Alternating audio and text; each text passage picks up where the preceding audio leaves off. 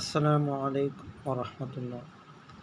الحمد لله رب العالمين والصلاة والسلام على أشرف المرسلين وعلى آله وصحبه وسلم.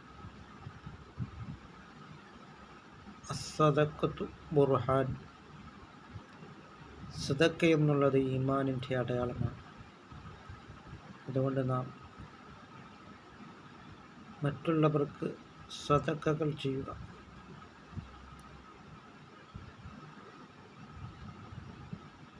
തീർന്നു പോകും എന്ന് നാം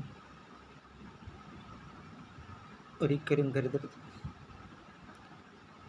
ദാനധർമ്മങ്ങൾ കൊണ്ട് സമ്പത്തിൽ വർധനവേ ഉണ്ടാവുകയുള്ളൂ. അങ്ങനെ നാം ഇത്തഖുല്ലാഹ്, അള്ളാഹുവിനെ നാം തഖ്വ ചെയ്ത് നാം ജീവിക്കുവാൻ നാം ശ്രമിക്കുക.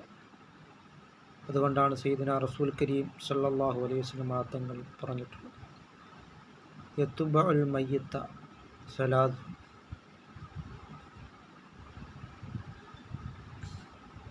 മൂന്ന് കാര്യങ്ങളാണ് ഒരു മയ്യത്തിനെ ഒരാൾ മരണപ്പെട്ടാൽ പിന്തുടരുന്നത്. മാലുഹു വ അഹ്ലുഹു വ യബ്ക അമലുഹു. അവൻ്റെ ധനവും അവൻ്റെ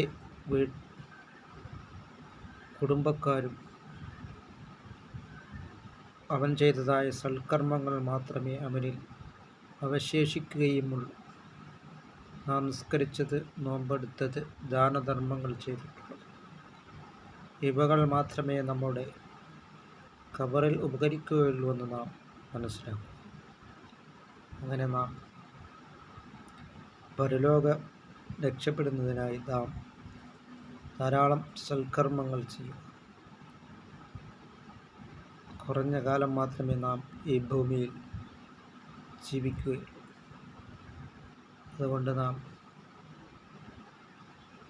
ധാരാളം സൽക്കർമ്മങ്ങളും ഇബാദത്തുകൾ കൊണ്ട് നാം മുന്നേറുവാൻ നാം ശ്രമിക്കുക. അങ്ങനെ നാം